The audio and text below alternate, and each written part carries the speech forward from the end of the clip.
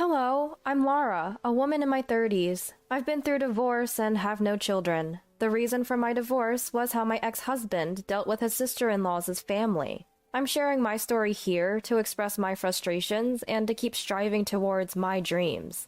When the issue first arose, my husband and I had been married for a year and a half. We had chosen not to have children. Why? Because I had dreams to pursue, and that required effort and saving money. I thought there'd be time for kids after achieving my dreams. My husband, his father, and his mother all understood and supported me. I grew up in a close-knit family with parents, a sister, and a brother. We always chat and have fun together. On the other hand, my husband's family kept to themselves and didn't interfere much in each other's lives. In fact, we'd only hear from his parents once every 2 months or so for a quick update. When we were dating, he respected my dreams and liked that I was family-oriented. Since his family seemed hands-off, I thought we'd manage well after marriage. But after we got married, my husband began inviting his sister and her kids over constantly. And then one day, my husband David said this: "My sister has 3 boys and it's tough for her. Help her out. Pick up the kids from preschool, make meals, and even give more gifts." Now, if his sister, a housewife, was busy, I could have understood. But her kids were a handful, and I simply didn't have the time since I also work. When I refused, my husband got angry out of nowhere. "You pick up and feed your own sister's kids, don't you? They're both adorable nieces and nephews. Don't be discriminatory." It's true, I did pick up my niece. My sister was hospitalized for a few days because she fell ill at work while pregnant with her second child. My sister's husband couldn't make it to work, so I stepped in. During that time, my mother visited my sister and cleaned the house, while I picked up my niece from preschool and fed her until my brother-in-law could take over. He often came home exhausted, so I'd prepare simple meals, but that was an emergency because my sister was unwell. However, my husband just couldn't grasp this. Honestly, I wasn't keen on my sister-in-law's kids, but I've never treated them differently from my niece during birthdays or Christmas. "You took care of your niece, but you won't take care of your nephew?" Taking care of my niece was different. She's my relative. Maybe you should handle your own sister's kid, especially since you're the one who wants to take this on. "But I work late. Picking up the kid from preschool is out of the question, and let's not even talk about my cooking skills." Having my sister-in-law's kids over was always a handful. My husband couldn't manage them all on his own. It was just too much. They'd run around, grab handfuls of cake, and fights would break out in a snap. Whenever I cooked, they'd complain it was gross and uneatable. Initially, we'd consult with my sister-in-law and her husband about gifts for the kids, buying them secretly. But at one point, she just asked for cash instead. Assuming she had her reasons, we went along, setting a certain amount to give her each time. Turns out, she was pocketing the money, and the kids started calling us stingy. I felt it was bold of her to take the money and still ask for more gifts. I didn't like these kids, who were neither polite nor careful with our things. And the fact that I was expected to be the primary caregiver was frustrating. You offered to help on your own, so you should take care of it alone. If you were helping with my niece, I would have helped with my nephew. But you never did, right? If you can't handle it, you shouldn't offer. And at the very least, you should consult me. Why are you so against taking care of them? Well, your nephew is a lot more destructive, okay? I don't want any more of my things ruined. It's different when it's a single niece versus 3 siblings close in age. Our discussion was going nowhere. We needed to cool off, and for my husband to understand my point of view. I packed up and went back to my parents' home. Divorce wasn't on my mind at that point. I was hoping for reconciliation if he could understand where I was coming from. Maybe it's wrong to favor my own blood-related niece, but back when my sister was pregnant with her, I was still single and living at home. She would come by and I'd get to feel her growing belly. I was genuinely happy for her, and I felt different about my nephew. Still, blood shouldn't be the only factor. I tried to treat them equally, but I could no longer tolerate my sister-in-law's audacity and my nephew's demanding nature. When I left, I sent an email suggesting we both take some time to cool off. But it seemed like my husband wasn't fully grasping the situation. Why are you making such a big deal out of this? My sister-in-law is not ill or anything, so why do I have to take over her responsibilities? I was not fond of my husband's attitude of assuming I'd naturally take over. I didn't reply to the email, but just kept a record of it. I visited my parents' house after a long time and went out for a meal with my parents and my college-aged brother, Daniel. I told them about what had happened and said I might get a divorce. They were understanding. Divorce doesn't affect your dreams, and experiencing it once might not be a bad thing. Why don't you stay here for a while and focus on your goals? I don't appreciate the entitlement from him, so why not divorce? Taking my father's advice, I decided to focus on achieving my dreams while staying at my parents' house. A few days later, another email came from my husband. If you don't come home, your precious music box might get destroyed when my sisters visit tomorrow. I had already taken all the stuff I bought myself, as well as gifts from parents, friends, and siblings. He didn't seem to realize that. The only thing left at home is what you gave me. After I replied, he seemed to get anxious and called me for the first time since I left. Your brother came over unannounced, played games when I wasn't home. He wanted me to admit I was wrong and come back. I explained that my brother came because he had free time, and he helped me with the game. It just so happened to be a day my husband was at work. I had paid for the gaming console, and the games were mine too. I hadn't inconvenienced him in any way. I won't return with that attitude. I'm doing just fine, and I don't want to meet your sisters or nephews because I don't like them. With those final words, I hung up the phone on my husband. I consulted my mother-in-law because my husband showed no remorse, only to learn that he and his sister weren't close in the past. Given that she got pregnant and married as a teen, leaving home early, it's kind of expected they didn't get along. Even my mother-in-law had no idea why they'd suddenly become close now. I had all my treasured music boxes with me, and I didn't care about the stuff my husband had given me. Ignoring his emails led to a photo of my broken music box arriving that night. I have all my important things with me. I'm not attached to anything you gave me, I replied. Days passed with no further development. My in-laws grew concerned with our silence and called my emergency cell phone. I explained that I was at my parents' home and told them why. Hearing that my parents-in-law was considering divorce, they made an emergency visit to my parents' house for a discussion. The talk involved parents-in-law, my husband and I, and my parents. It seemed that my husband had been staying over at sister-in-law's house instead of coming home. Sister-in-law, who doesn't do housework or childcare, seemed to find David bothersome and told him to call me and go home. My husband wanted to play the role of a dependable brother to his sister, but instead he felt discouraged by being treated as an annoyance. He told me it was unfair that I live close to my parents' house and get along with my siblings. Seeing you close with your family was painful for me, so I tried to be close with my sister. Even if it makes you uncomfortable, I've been uncomfortable too. Isn't that fair? You get along with your family, and that's not fair. So it's not fair unless my sister also gets treated better. Usually, in-laws on the husband's side get priority, right? But your family doesn't care about me. Your sister's husband is treated well, though. Everyone, including parents-in-law, was taken aback by my husband's logic. I sighed deeply, feeling utterly dismayed. It was clear that any remaining emotional connection I had with him had vanished. Being part of your happy sibling charade is exhausting. You say don't discriminate between nieces and nephews, but I've been trying to treat both the same. But being told not to favor one over the other is unrealistic. I'm human. I have likes and dislikes. To be honest, why should I love a child who's not even blood related and is ill-behaved? They break things, make a mess, are picky eaters, and constantly complain. And your sister only dictates what to feed them without bringing anything they can eat. There's no gratitude for taking care of them. And, like I've told you multiple times, the reason we took care of my sister's husband and niece was that it was an emergency situation. My sister was hospitalized. Your sister is a housewife and perfectly healthy, right? If it's so hard with 3 kids, maybe don't have so many in the first place. The concept that a wife should silently obey her husband and do all the housework is outdated. If you want to say such things, why don't you earn a double income like husbands from a generation ago? We never favored your sister's husband over you. We didn't bully you. Dad even invited you for drinks and to share hobbies, right? You're the one who declined. What does being cherished mean to you? There's a reason we treat you and your sister's husband differently. You know that. We've known him longer, and he was already like family before they got married. Remember I told you about when Dad got sick while I was in college? Your sister's husband was the one who stepped up and supported him. You never have a drink with Dad as an adult. You don't put any effort into family gatherings, always running away. It's okay if you're not comfortable with it. Running away is an option, but don't hold grudges for avoiding things you don't want to do. Is that what being cherished means to you? Is it that you have to be number one in everything? How old are you? It's unbecoming for an adult. Wanting a family that only serves your interests is unrealistic. You're just a child trying to create a world that's convenient for you under the pretense of equality. Also, about that music box, I can't trust someone who uses things to make threats. I don't have the confidence that we can continue as a married couple, so let's part ways.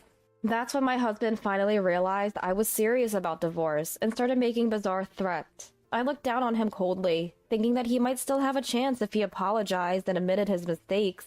If you leave me, you'll be unhappy. I have a feeling. I'd rather not spend a lifetime with your feelings. I'd be happier without you. A married couple is one unit. Can you manage if you break off and become half a person? There would be no problem. I'd just go back to how I was before marrying you. We were always two separate individuals. The idea that a couple is one unit only holds when both are helping each other. I can live without your help, and I'd be emotionally and physically better off without you. Are you jealous of my sister? You guys left me alone much more. Hearing that, I burst into laughter. Jealous? Do you think I have that much emotional investment in you? As long as you don't bother me, I don't care what you and your sister do. If you two get along without relying on me, I won't mind. But if you ask me to take care of your nephew or cook, that's a different story. I'm willing to help if your sister is sick, but she's healthy, isn't she? Why should I do what she used to do as a matter of course? If you're going to treat me like a maid, shouldn't there be a salary involved? Isn't it presumptuous to expect me to work without any compensation? I do housework for you because you bring home a salary. I took care of my sister's husband and niece because my sister was in the hospital. Your sister isn't sick or financially dependent on you. If you want to be a reliable brother to her, then take action yourself. Don't involve me in your little facade. It seemed like my husband had been harboring feelings of inferiority towards me and my family for quite some time. He felt that since I made him feel inferior, I deserved to suffer or feel bad, as if that was only fair. I continually rejected that mindset. As a result, I secured my husband's agreement for divorce. You don't value my family, and you don't listen to me. I don't need a wife like that. Take all the savings. Take whatever you want. He signed the divorce papers, and we were officially separated. But that wasn't the end of it. My sister safely gave birth to her second child, a baby boy. As I was busy preparing to live alone, my ex-husband unexpectedly showed up at my family's home. Out of nowhere, he blurted, "I have a favor to ask. I tried inviting my sister over because I felt lonely, but she refused because I can't cook. So I've been ordering delivery, but I'm running out of money. We used to split living expenses, but now I have to cover everything myself, and I can't make ends meet. If I stop ordering food, my sister won't come over anymore. So can you help me out financially each month? We could get back together, you know."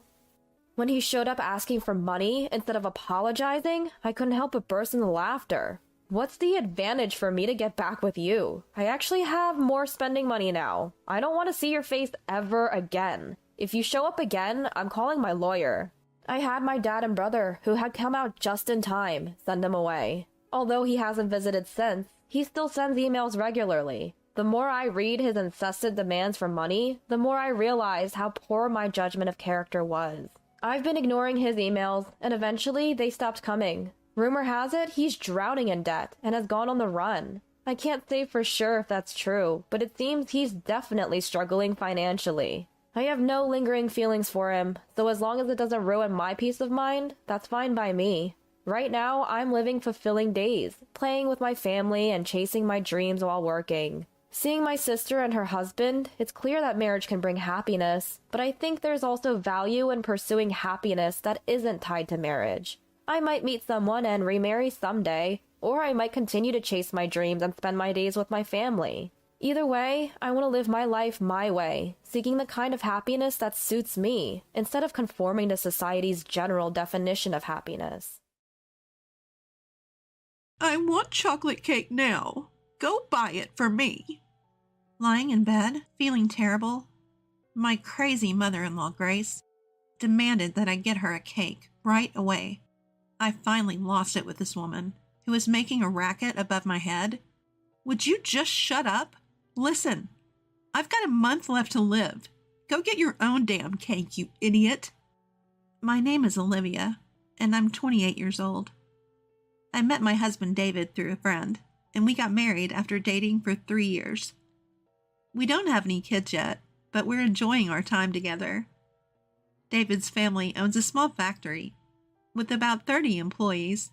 They're doing pretty well in their area. The company was founded by my late father-in-law, and I heard from David that it grew with the combined efforts of the employees. Now David's sister Sophia is running the company as the CEO. By the way, she's not married. Sophia has a knack for business, and the company's performance has improved recently. Must be Sophia's great communication skills, just like Mom, David said. Sophia was indeed friendly and approachable, even to me when we first met. I'm Sophia, your sister-in-law. I'm so happy to have such a cute sister. She grabbed my hand and said this with a wonderful smile. As someone who only has brothers, I was also happy to feel like I had gained a sister. So far, it sounds like I have nothing to complain about, but that's not the case. The problem is my mother-in-law. Our company has coffee breaks at 10 a.m. and 3 p.m., and I really hate those times. And here's why. Sorry, Olivia. I'm a bit tied up. Could you get Mom's coffee? When I hear that, my mood instantly drops. The family home is next to the factory, and my mother-in-law chose to retire and stay home after my father-in-law passed away. However, she seemed to cherish this coffee break, saying, I've been waiting for you. So, Olivia, I wanted to talk to Sophia. She gave me a blatantly disappointed look. Naturally, she wasn't in a good mood, and as she was about to leave with a wry smile, she said, Hey, I have something to say to you, so sit here. And then she complains to me until the break is over. So, you've been married for 3 years and still no kids. What can I do? Having kids isn't something you can control. And if I stay quiet, she gets even more irritated. Why such a gloomy face? I wonder why David chose someone like you. Plus, given your parents, who knows how long you'll live? The sooner the better. She said that with a sigh. Hearing her say that, especially about my parents, really gets me down. And there's a reason for that. When David and I decided to get married and went to meet his family, this happened. What? You don't have parents? My mother-in-law looked shocked when I told her. Of course, it's not like I never had parents. My mom passed away from cancer when I was 10, and my dad died of a heart attack 10 years later when I was 20. My memories of my mom are vague, but my dad raised my brother and me all by himself.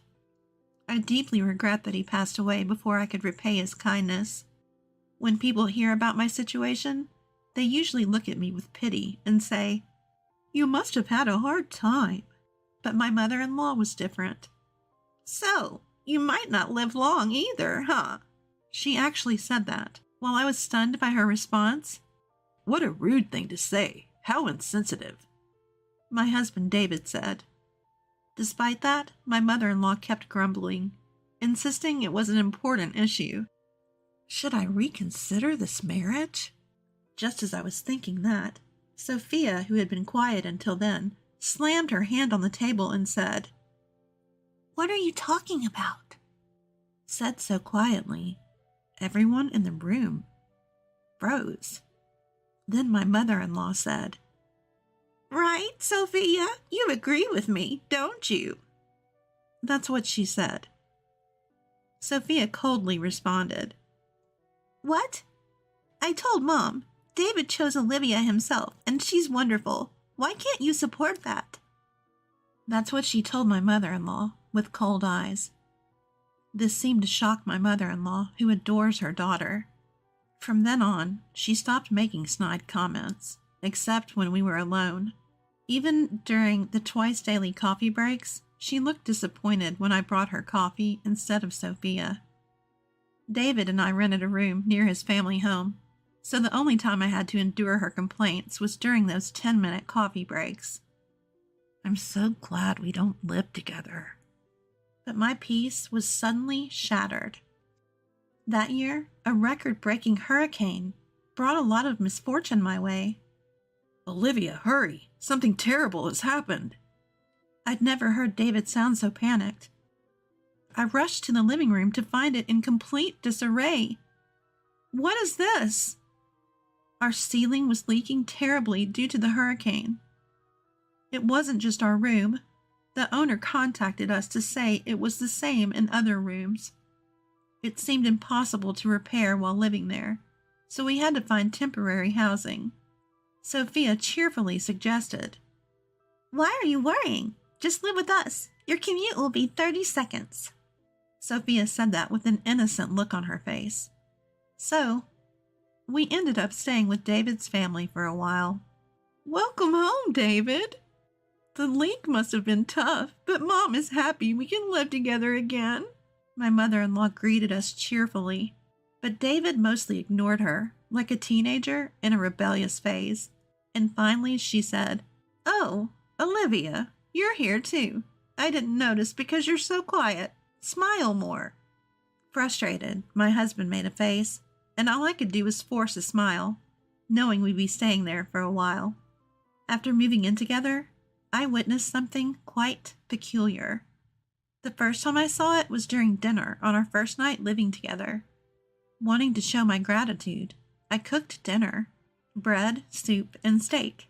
It wasn't a glamorous menu, but my mother-in-law and sister-in-law said it was delicious and ate it all. I remember feeling genuinely relieved. After a while, my mother-in-law suddenly got up and brought a container from the fridge.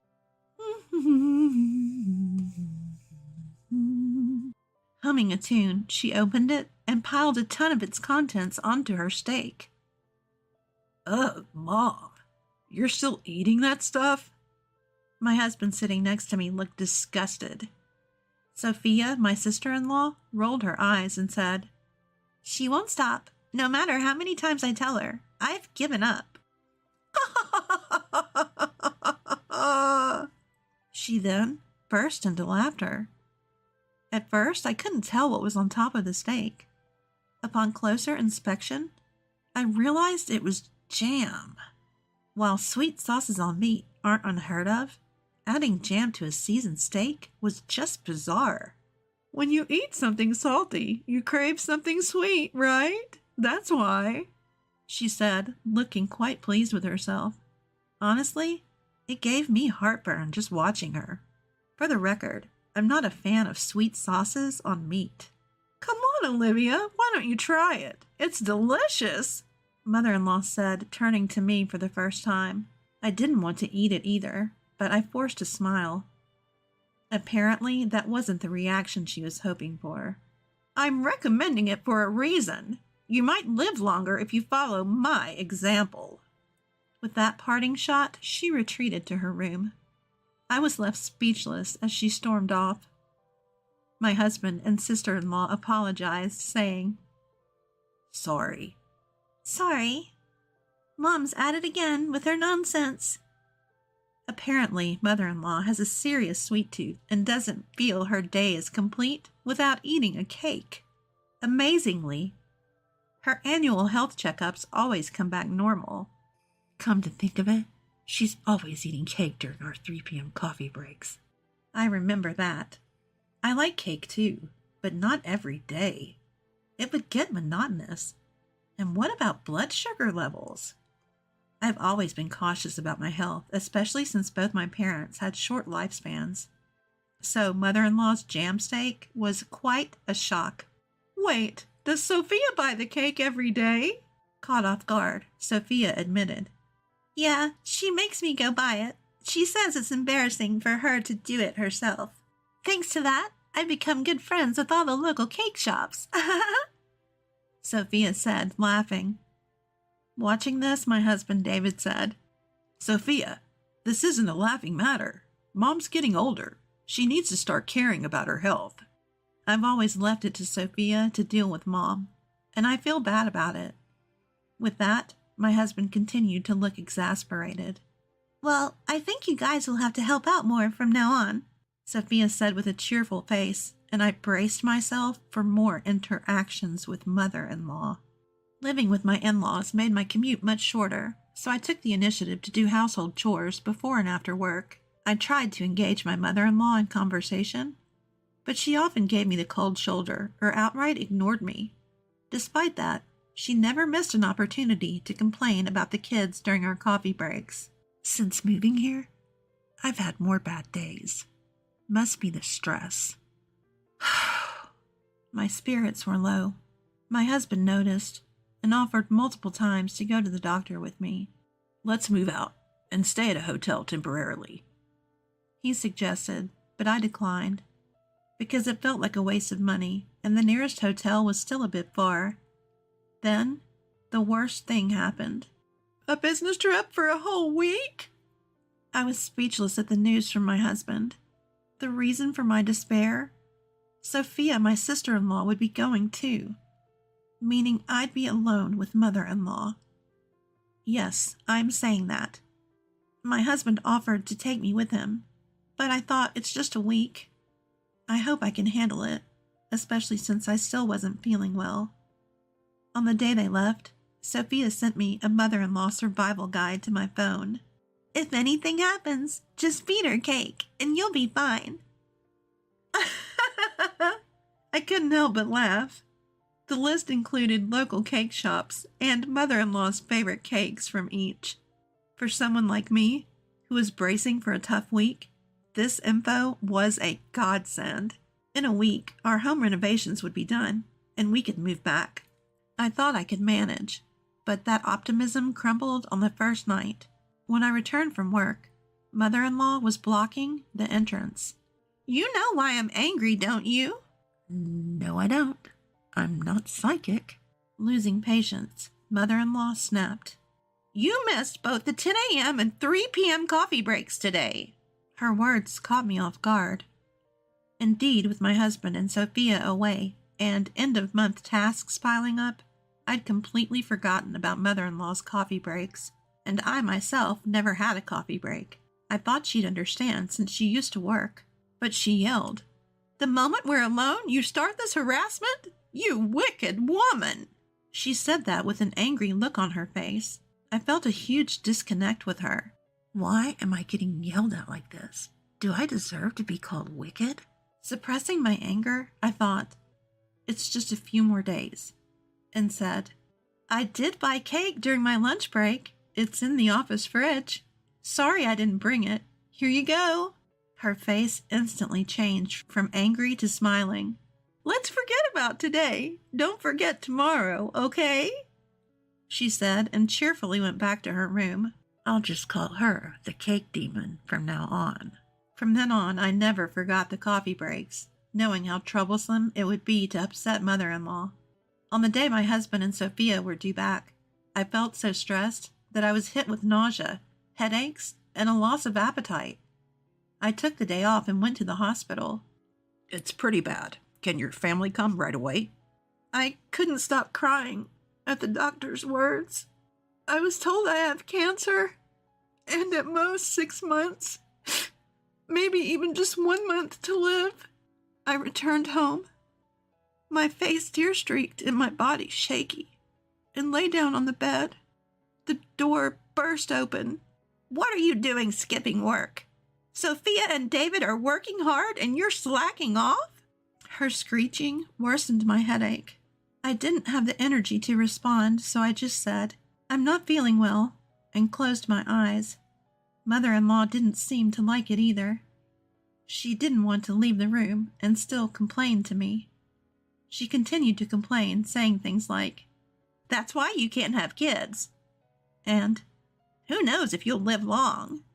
I just kept silent, pretending to sleep. I pretended to be asleep.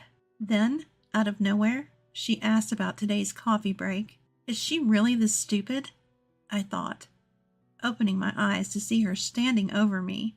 Grace, I'm sorry. I'm not feeling well enough to go shopping today. Could you please? She cut me off. I don't care. I want chocolate cake now. Go buy it. You're probably faking it. She screamed at me louder than ever. My frustration exploded at the woman in front of me, who was selfish like a child. Shut up. Listen to me. I have 1 month to live. Go buy your own damn cake, you idiot. What? My words seemed to stun my mother-in-law, who looked at me with wide eyes. Then, from behind mother-in-law, Mom, what are you doing? And Olivia, What do you mean by 1 more month? My husband, with a pale face, and my sister-in-law, who looked equally concerned, were standing there. Weren't you coming back tomorrow? Ignoring the visibly shaken mother-in-law, my husband came to my side. I felt so relieved by his actions that I burst into tears.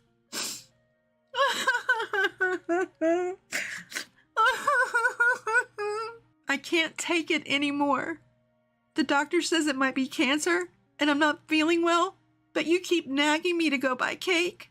Enough is enough. Stop bothering me about the kids, too. Just leave me alone, you idiot. I let out all my resentment towards mother-in-law while crying. My husband and sister-in-law looked at mother-in-law with cold eyes. Sending a sick person to buy cake? Are you stupid? Sophia, who's usually all smiles, had a face I'd never seen before. A terrifying one. You've been making snide remarks about the kids. Look, I didn't say anything because it's a private matter, but the reason we can't have kids is me. My husband raised his voice as he said this. In reality, about a year after we got married, we consulted a doctor because we were having trouble conceiving. The test showed that I was fine, but my husband's numbers were low. He felt really down about it and kept apologizing to me with a sad face. I didn't want to make him feel that way, so I avoided talking about kids as much as possible. I did want children, but I thought life with just my husband was enough. I never considered leaving him because we couldn't have kids. I didn't tell mother-in-law because I knew she'd start nagging my husband next. I didn't want that. Mother-in-law listened to my husband's words with a face like her soul had been sucked out. Just then, my cell phone rang. The caller ID showed. It was the hospital. Hello? Yes? Right now? My husband just got home. Okay, understood. The doctor who had called earlier sounded very urgent, asking us to come right away. Am I really that sick? As I started to cry from the anxiety. It's okay, Olivia. Can you stand? I'm with you. My husband, who also looked like he was about to cry, and I rushed to the hospital. As we were leaving, I caught a glimpse of mother-in-law get a stern lecture from Sophia. When we arrived at the hospital, we were immediately ushered into a room where the doctor and even the hospital director were waiting to offer us a deep apology. A misdiagnosis? According to the doctor, they had mixed up my medical records with another patient who had the same name and birth date as me. I couldn't believe such a thing could happen, but the doctor did look extremely worn out. This incident was later covered in a local news segment, and the hospital vowed to review its working conditions. I'm not a specialist, but Olivia's symptoms might be. We were then referred to another hospital. When we returned to my in-law's house, mother-in-law seemed to have been scolded by Sophia and was shrinking in her seat. Sophia later told me she was worried that her newlywed son might lose his wife and be heartbroken. It might be love turned inside out, but it was a real hassle. Seeing our tear-streaked faces, even mother-in-law broke down. Did I really do something that bad? She started crying. So what about Olivia? Sophia asked with a concerned look. I'm pregnant, I said, tears of joy filling my eyes. My husband was also shedding tears of happiness beside me. We immediately went to the maternity hospital as advised. It's still early, but yes, you're pregnant. We can confirm the heartbeat. Hearing that, we both burst into tears, even though we were in a hospital. Sophia also cried, saying, I'm so glad, so very glad. As for what happened next, Sophia got engaged to her long-term boyfriend and moved to another state with him after quitting her job. We had heard about this before, so it wasn't a surprise. My husband, who was taking over as the new CEO, seemed to have his hands full with client visits. The business trip, by the way, was for that reason. He told me later that he was able to come home a day early because it ended sooner than expected. Mother-in-law seemed to know nothing about it. What? Getting married? Quitting her job and moving to another state? And was shocked. Sophia told her, Yeah, I told you, remember? Well, it doesn't matter. It's settled. Mother-in-law was in a daze, and we all laughed.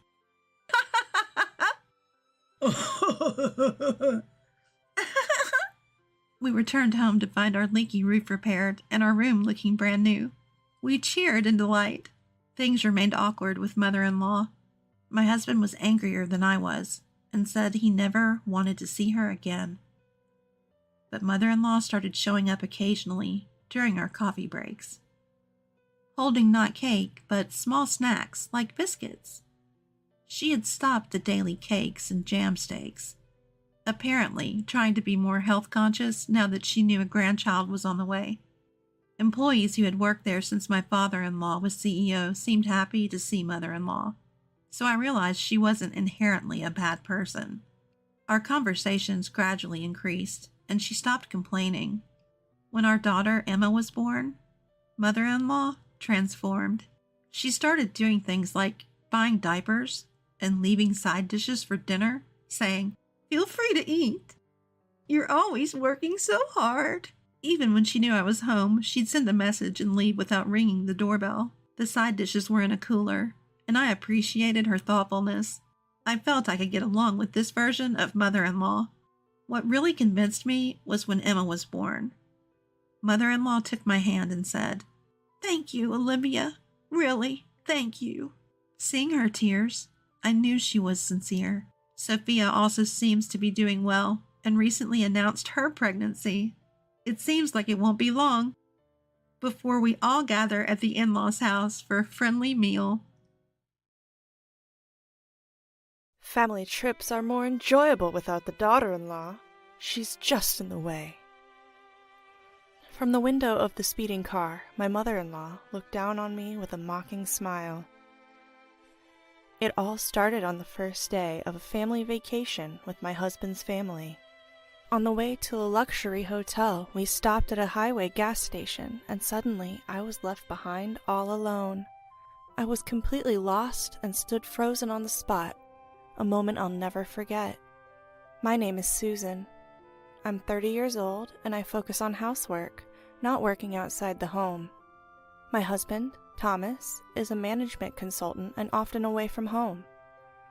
Since I spend a lot of time alone and my husband has been covering all of mother-in-law's living expenses since my father-in-law passed away, we decided to live with her in our home. Mother-in-law was thrilled that her only son was moving back home, but she seemed displeased that I, his wife, was coming along. I'm not glamorous and I have no interest in designer brands. I do a lot of water-related chores, so even with care, my hands get rough and I choose clothes that are easy to move in. To mother-in-law, I seemed like an embarrassing daughter-in-law to show others. Mother-in-law, Linda, has always been a show-off, obsessed with appearance and brands. She's long since spent her grandfather's inheritance and her savings, but she has no intention of changing her luxurious lifestyle, always begging my husband for more. My husband always firmly refused, saying, "I'm giving you living expenses, not money for luxuries." But mother-in-law never gave up, always causing trouble. Furthermore, my sister-in-law and her husband live nearby. Sister-in-law, Jessica, has the same character as her mother, always making snide remarks like, "Thomas could do better than a plain woman like you." She comes to our house every day, demanding meals, baths, and drinks, but never contributes money or helps with chores. "You're Thomas's wife, so it's only natural that you do all the housework. You're not good-looking, so at least keep the house clean. Thomas is too kind. Susan has always been poor and doesn't understand anything about brands, right?" Yet mother-in-law would tell my husband, "I do all the housework myself." And sister-in-law would claim, "We're good friends." I've been working in customer service, so I've been using that experience to avoid major conflicts with mother-in-law and sister-in-law for the past few years. But my husband noticed everything, from me doing all the housework to sister-in-law's terrible attitude, but he didn't confront them directly because I asked him not to. I wanted to avoid a complete breakdown with my husband's family, no matter what they did to me. My husband respected my feelings. "But you don't have to push yourself too hard. I'm okay with cutting ties and living separately." "Thank you, but I want to try a little harder." so I'm thinking of planning a family trip to improve our relationship. What do you think? That sounds good. I can take time off next month, so let's all go on this year's trip. Since we were dating, my husband and I have been traveling regularly. Even after moving in with my mother-in-law, my husband and I enjoy occasional trips just for the two of us. But once mother-in-law and my sister-in-law realized we were staying at luxury and famous hotels, they insisted on coming along. You two are so heartless, going on luxurious trips without us. From now on, take us with you and make sure it's extravagant. Because they were so persistent, I told them that this time we had booked a luxurious hotel for the whole family, including sister-in-law's husband. Mother-in-law and sister-in-law were thrilled. But just before the trip, my husband's work made it impossible for him to join us. I thought about postponing the trip, but mother-in-law had already bragged to the neighbors about the souvenirs, so she insisted we couldn't change the plans now. Reluctantly, I agreed to go with the four of us, excluding my husband. On the day, I put mother-in-law and sister-in-law's luggage in the trunk, and since there was no room left, I carried my travel bag inside the car. Throughout the drive, mother-in-law and sister-in-law kept making snide remarks from the back seat. Feeling fed up, I glanced at the empty passenger seat where only my travel bag sat, and I began to feel a little uneasy without my husband. Even as I drove onto the highway, mother-in-law's complaints never stopped. You're driving so slowly. Are you just careless because Thomas isn't here? Really? There was an accident today, so... You're just good at making excuses. You must have deceived Thomas the same way. I didn't deceive anyone. If only slow Susan weren't here, this trip would be more fun, right, Mom? Yes, indeed. Eventually, as we were about to arrive at yet another gas station, sister-in-law surprisingly suggested, "Let my husband drive the rest of the way. You must be tired, Susan." Having been forced to prepare mother-in-law's luggage and clean the house before our early departure, I was exhausted and agreed. "Susan, could you buy drinks for everyone?"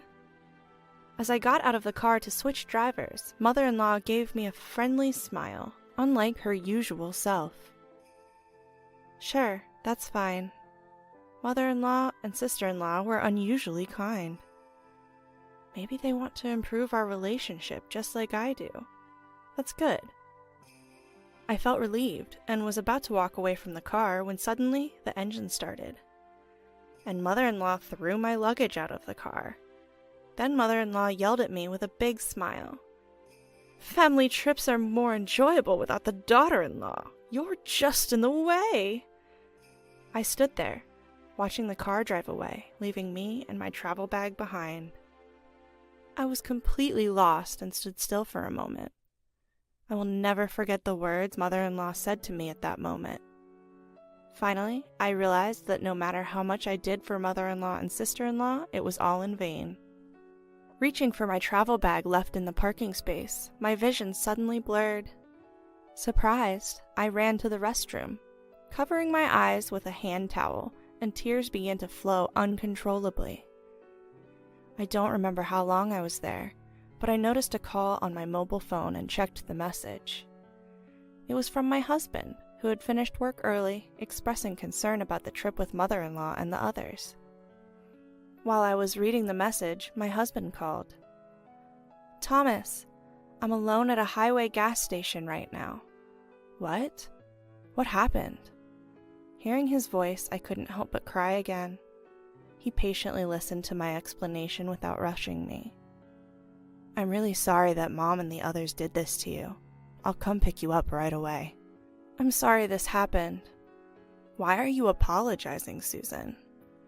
"Because I wanted to get along with your precious family, and I couldn't." "I want you to tell me how you really feel. Do you still want to try to make things work with Mom and the others?" "Right now, I can only think that it's too difficult." "I see. I'm sorry for what my family did. I'll handle the separation and everything else with Mom and the others. But is it okay for you to leave your feelings as they are?" "My feelings?" "You've been holding back for me all this time, haven't you?" Thinking back, I realized that I had always been holding back.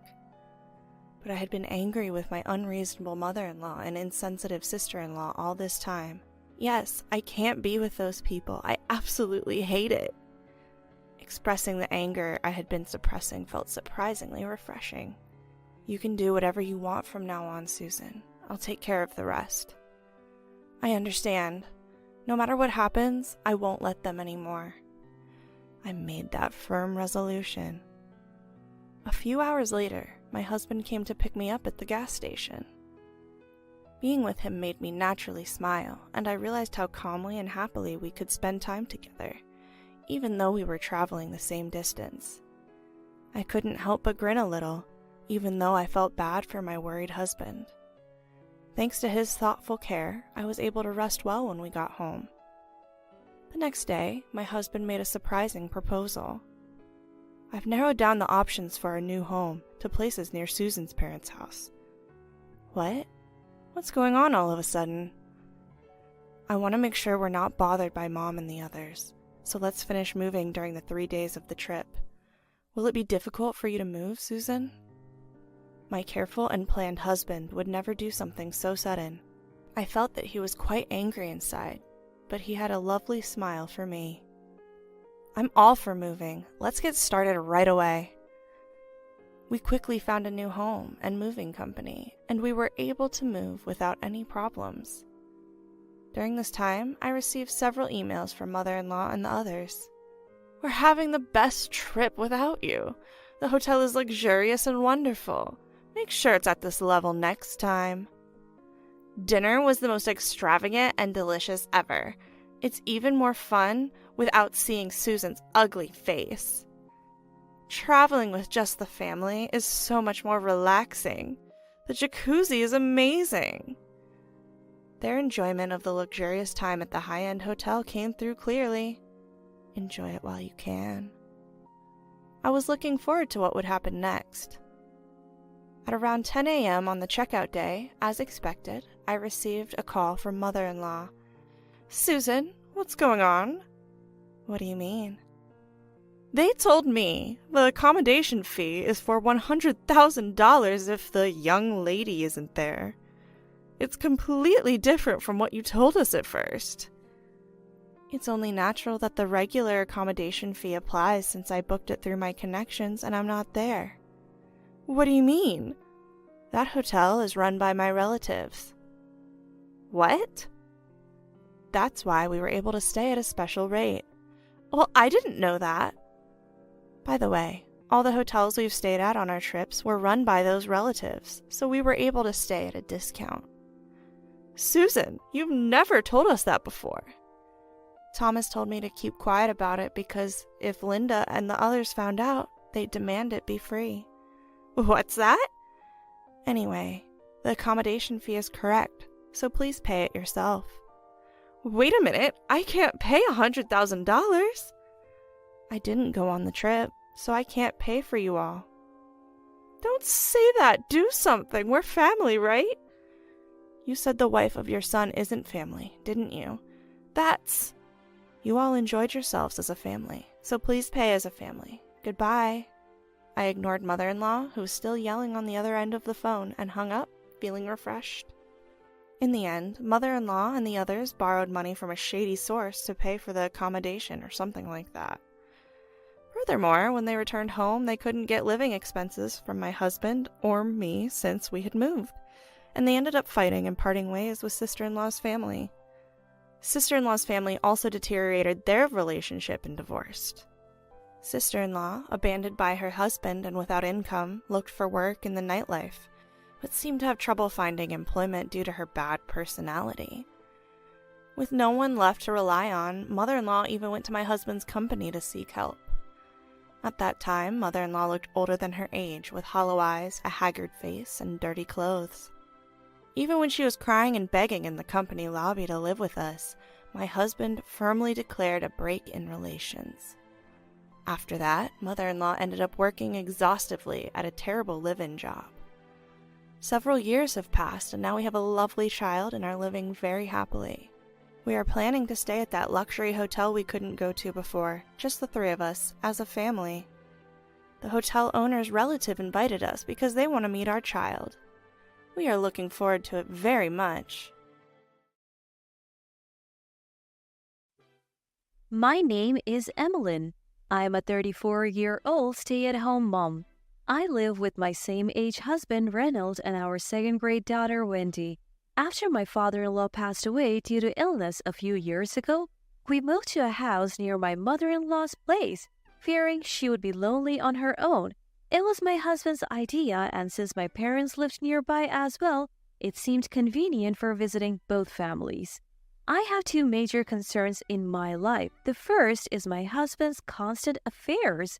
Reynolds struggles to say no when women flirt with him, and he is easily distracted by new attractions. There were signs of this even when we were dating, but he had vowed to be faithful to me when he proposed. Perhaps it was my fault for choosing him, but I trusted him at that time. Nevertheless, he remained unchanged even after our marriage. Most of his infidelity was indirect, like exchanging messages, but we once nearly divorced due to his reckless behavior. During this crisis, Reynolds seemed genuinely remorseful. Considering my remaining feelings for him and our young daughter, I chose to rebuild our relationship rather than divorce.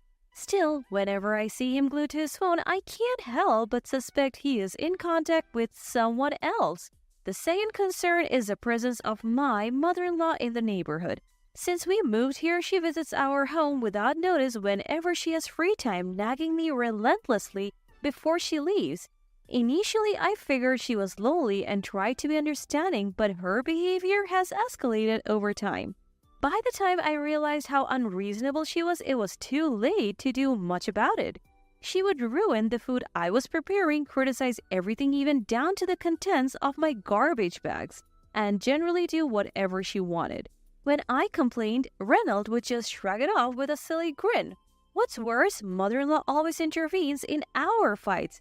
Apparently, Reynolds would often complain to her, getting her on his side. When we argued about his infidelity in the past, she would side with him, saying, "No wonder he doesn't want to come home to a nagging wife like you." I was utterly shocked. Whenever mother-in-law attacks me, she always adds, "If only you had given birth to a boy." It's an outdated view that doesn't fit in today's world. I mean, how is that relevant right now? Every time she says that, I retort in my mind. After all, we're an ordinary family, and it's not like we're a prestigious family needing a male heir. I have to deal with my cheating, mother-obsessed husband and my mother-in-law who loves both her son and bullying her daughter-in-law. In this daily life filled with problems about the two of them, my daughter's smile is my only hope. I have thought about divorce numerous times, but as I'm currently unemployed and a full-time housewife, I worry about financial stability. Thinking about my growing daughter, I don't want to make her life harder. More importantly, I couldn't bear to take away her beloved father, so I have been unable to make the decision to divorce. One day, my daughter showed me a portrait she drew of me at school. In the picture, I was holding her hand and smiling. She's gotten quite good at drawing, I noticed. I smiled, feeling proud of my daughter's progress. Because of her, I can still keep going, as I stroked her head, saying, "Thank you." She grinned shyly. Then, on another regular day, while I was doing housework after seeing my husband and daughter off to work and school, my mother-in-law called. She had something for me and wanted me to come over to her house immediately. The call was demanding that I come to my mother-in-law's house immediately because she needed something. "Why don't you get what you need as you usually do, Mom?" By this point, I had developed some resistance to my mother-in-law's unreasonable demands and could retort back if she threw a word or two my way. "Well, summoning an old woman like me, what a cold-hearted daughter-in-law you are." As expected, my mother-in-law raised her voice very dramatically. I let out a sigh. Looking out the window, the outside was gloomy and dark. It looked like it was about to rain any moment. All right, I'll head over there in a bit." Saying that nonchalantly, I ended the call. I wasn't sure what she needed, but I could easily imagine that it was some minor chore, like always, a burnt-out light bulb, a bathtub that needed cleaning. I sped up the folding of the laundry, changed into something more comfortable, and headed over to my mother-in-law's place. Upon arrival, I was greeted by my mother-in-law. Took you long enough. However, she seemed unusually cheerful. Mom, do you have guests over? I tilted my head as I saw a pair of leather shoes and pumps neatly arranged at the entrance. Yes, there's someone I want you to meet. I was puzzled even more, but as I followed my mother-in-law into the living room, I found my husband who was supposed to be at work and an unfamiliar woman. Moreover, the woman had a noticeably large belly. Come on, have a seat. Prompted by my mother-in-law, I sat down. I thought you were at work? Bypassing the woman for the moment, my husband scratched his cheek awkwardly as I addressed him. I took a paid day off. I have something I need to talk to you about today, and I asked Mom for help. Is it about this lady? As I glanced at her, the woman was peeling an orange with a calm expression and munching on it. In contrast, my husband paled, trembled, and bowed his head deeply. I got her pregnant. She's due in 3 months, and she says she wants to keep the baby, so I want a divorce. When I saw the woman's belly, I had more or less guessed. I couldn't bring myself to tell you, and while I was procrastinating, her belly kept growing. Seeing that, my husband pathetically apologized and asked for a divorce. I let out a big sigh. Who was that apology for? It was an apology to push through his own demands, not an apology to me. Knowing that, I couldn't hold back the sadness that welled up inside me. Were you not thinking about Wendy? How could you interact with Wendy while you were having an affair? This was something I had said to my husband when we were in a terrible state due to his previous affair. But I told you to think about Wendy, not me. If you ever feel like having an affair again, didn't I? My husband adored our daughter.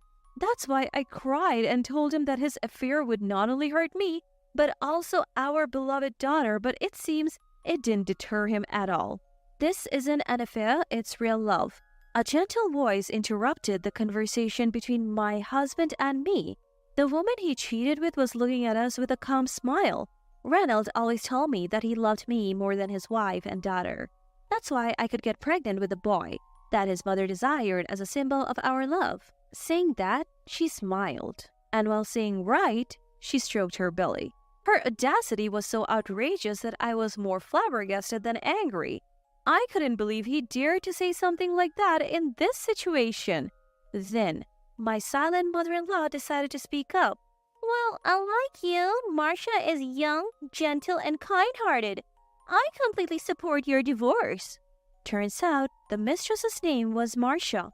I would think a kind-hearted young lady wouldn't go getting herself pregnant with a married man's child. I muttered this under my breath, and my mother-in-law glared at me in irritation. Enough out of you. You're done here. You only give birth to girls, so just get divorced and leave quickly. My mother-in-law, shooing me away with a wave of her hand, shouted at me. My husband wouldn't meet my eyes, and Marcia stroked her pregnant belly with a victorious grin. I understand about the divorce. I will take care of Wendy. I felt as if I was being driven out, and I ran out of my in-laws' house. As expected, it had started to rain outside. I had brought an umbrella when I came, but I had left it at the entrance of my in-laws' house. That was my favorite one too. But at this point, I didn't care about such things. I let out a dry laugh and began my walk home in the rain. The divorce proceeded uneventfully, and before I knew it, 3 months had passed. My ex-husband was reluctant to part with our daughter, but he seemed to understand the gravity of his actions, and in the end agreed to my demands for alimony and child support. He seems to have prepared the alimony by selling the condo we lived in. I was mentally and physically exhausted, but thanks to the lawyer my dad introduced me, the process was quicker than I had anticipated. My main concern was my daughter, but she continued to smile at me even after the divorce. I knew she was trying to put on a brave face for me. We were staying at my parents' house for now, and she was still going to the same school, but depending on where we would live and my job, we might have to consider switching schools. My daughter seemed to understand this, but I knew she felt differently inside. There is nothing more heartbreaking than seeing your child suffer because of a parent's selfish actions. I spent my days looking for a new home and a job within my daughter's school district, trying my best to keep her from feeling lonely. That's when I received a call from my ex-husband.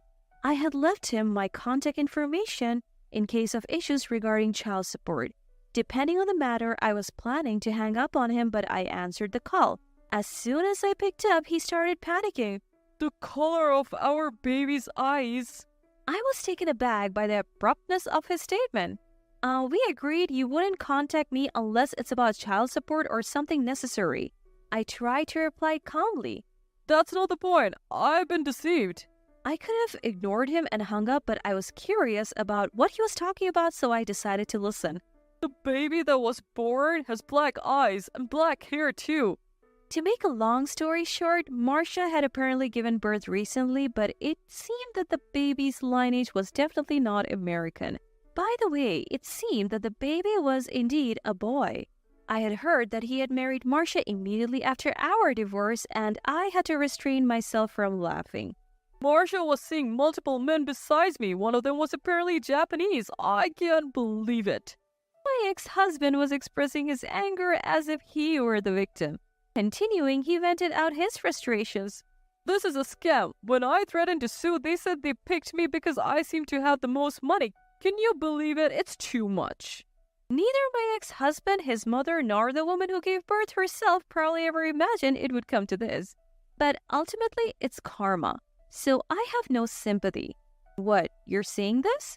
At my words, my ex-husband is clearly taken aback, and I can't help but smirk.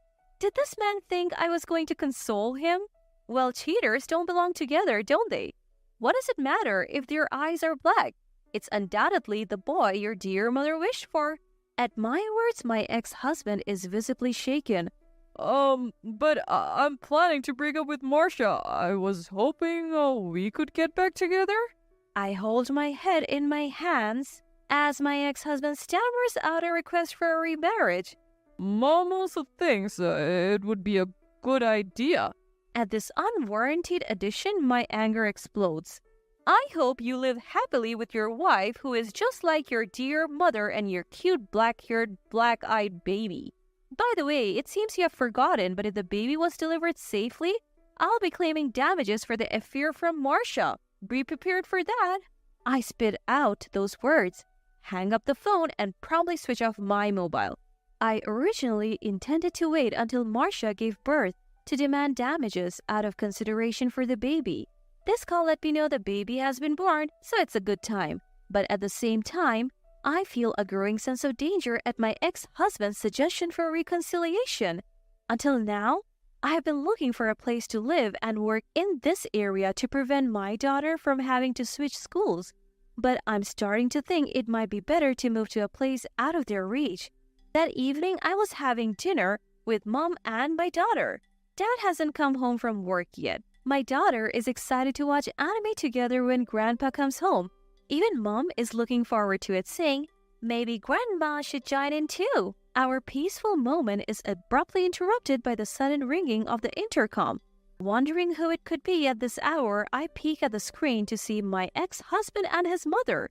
Wendy, stay with Grandma for a bit. I leave my daughter with Mom and open the front door, leaving the chain on. There is a loud click as the door opens forcefully. I'm glad I left the chain on. Just as I think this, I hear a clicking sound and see my ex-husband's mother peeking in. Behind her, my ex-husband stands with a downcast face.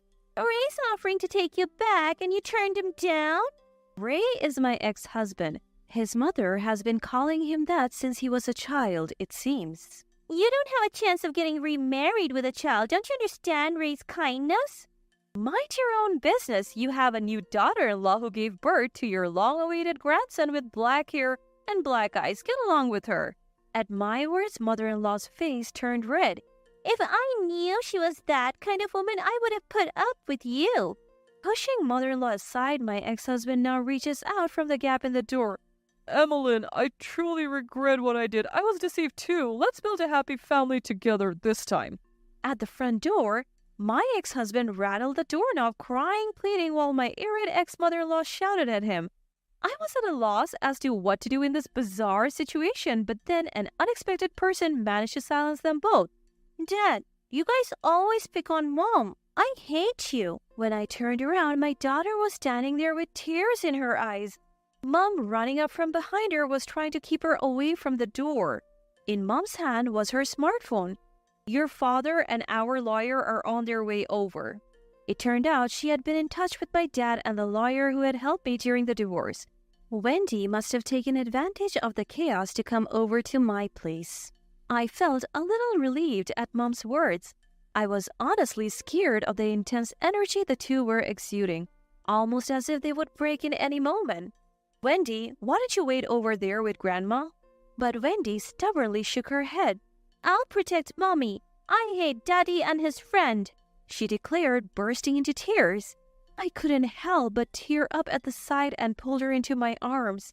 My ex-mother-in-law and ex-husband just stood there dumbstruck.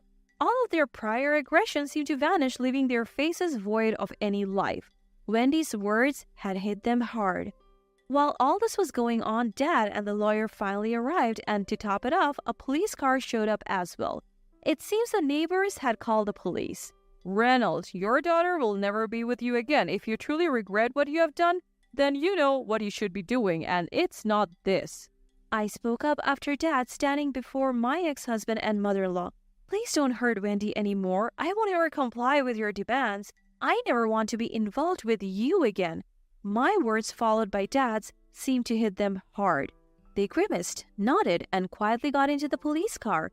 The lawyer assured us, I'll take stricter measures to ensure this never happens again. He would be dealing with the compensation for Marcia, my ex-husband's mistress, among other things. I deeply bowed my head in gratitude for his forthcoming assistance. I later heard that my ex-husband ended up divorcing Marcia and suing her. Marcia had apparently turned to the Japanese father of her baby for help. While he had accepted the baby, it turns out he already had a family and his wife forced Marcia to leave. Now, Marcia faces demands for compensation not only from me and my ex-husband, but also from the wife of her baby's father. I can't help but worry about her future and hope for the best for her child.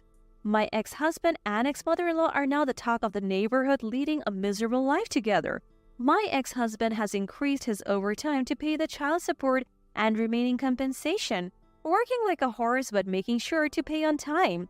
As for me and Wendy, we have moved to a place where we have no connection with my ex-husband and his mother. Thanks to an old contact, I have found work again, and Wendy is enjoying her new school and making friends. I am determined to live a strong life. Looking forward to watching my daughter grow up. Some people live so lavishly, even without kids. It's tough to make a living, especially when you're not even having kids. I want a child too. Yet my husband, my father-in-law, and my mother-in-law are relentless, oblivious to my desperation and sadness. My husband looks at me as if he's disappointed. I can't help but blame myself for not being able to conceive. My name is Emily. I'm a 35-year-old homemaker. My husband is also 35 and works a corporate job. We've been married for 5 years and have been unable to have kids. This has been a burden on me for a long time. Emily, still no kids? Yes, I'm sorry. It's getting late. While your father-in-law is still the head doctor, we need our grandkids to be doctors. We have our needs too. 3 months into our marriage, my mother-in-law first said this to me. Ever since her words became routine, and I've been stressing and blaming myself. My husband's parents run a hospital. His father is the head doctor, and his sister is the deputy. It's a fairly large hospital. As the eldest son, my husband wanted to be a doctor too. However, he couldn't get into med school due to poor grades. He seems to insist that our child must become a doctor and inherit the hospital. Until you're 35. What are you talking about? You have until you're 35 to have a kid. That's the deal. But it's not something that can be achieved just by trying. My husband, like my mother-in-law, set a deadline, which makes me anxious. Our future child must be a doctor. Otherwise, there's no benefit for me. According to my husband, his sister will inevitably take over once his dad retires. Then our child will become a doctor and take the seat of the third-generation head doctor. That's the plan. Truth is, his sister has a daughter in middle school who excels in studies and dreams of becoming a doctor like her mom. My father-in-law adores her. So there's already a candidate to inherit the hospital. Although it's not like there's no successors, my husband seems to have different thoughts. If this continues, his sister will become the second-generation head doctor, but he cannot stand the thought of letting her daughter inherit after that. And agreeing with him is my mother-in-law. She adores my husband and feels sorry that he couldn't become a doctor. That's why she keeps nagging me to have a child soon. He couldn't become a doctor due to his lack of aptitude. Holding on to that dream for their grandchild seems misguided. Amid these conflicting intentions, I ended up being suspected of infertility 2 years into our marriage and had to see a specialist. Since my father-in-law's hospital didn't offer the service, my sister-in-law introduced me to a friend who's a doctor. Upon returning from my first consultation, my mother-in-law immediately called. "What's the issue? Do you have some sort of defect?" I was stunned by her bluntness, but reminded myself that she's always straightforward, and answered, "No, they didn't say it was a flaw, but stress could be a factor. They recommend taking it easy." Then, from the other side of the phone, I hear my father-in-law shouting, "Bring those test results here now." "So quit your job and laze around the house all day. What stress could you possibly have?" "I'm sorry." I had to listen to my mother-in-law's lectures for a while longer before hanging up. At that moment, I didn't realize I'd have to go through many more conversations like this. My struggle with not being able to conceive started affecting my husband too. He began finding faults in everything I did. "So you've been home all day, just watching TV?" "I've been doing chores." "Really? Then why is there so much dust everywhere?" He snapped, wiping surfaces to show me the dust. "All right, I might have missed a few spots. I'll be more careful." "What's your problem? I'm providing for you, aren't I?" My husband's irritation escalated quickly, and I usually chose to stay silent to avoid fights. Then he leaned in and said, "Just hurry up and have a baby," before storming off. Life at home was growing more and more strained. While facing the ongoing pressure to have children from my husband and mother-in-law, I started wondering if the problem might actually be with him. Not that I was suspicious, but if I'm healthy, it's reasonable to consider whether he might be the issue. However, both he and my mother-in-law dismissed the idea outright. One day, I mustered the courage to discuss it with him. "Don't you think we should get checked? I don't seem to have any issues. What about you?" "What are you implying? That I'm the reason we can't have kids?" "I'm not accusing you of anything, but if it's an issue, we need to treat it, right?" "You're joking. There's no way I'm the problem." He stormed off, furious.